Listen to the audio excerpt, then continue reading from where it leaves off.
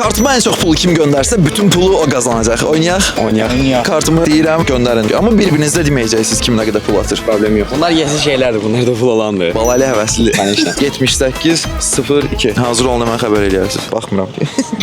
Hazırdır.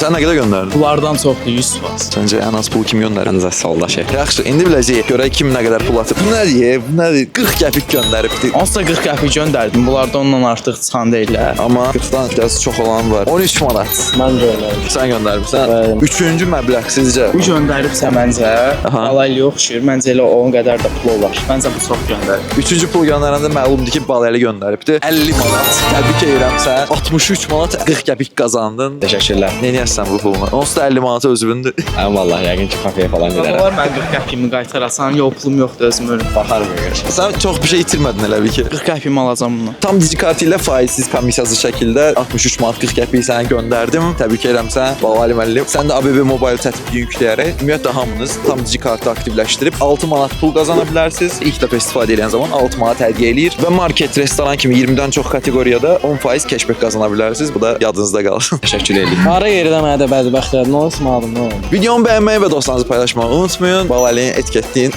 Bay bay.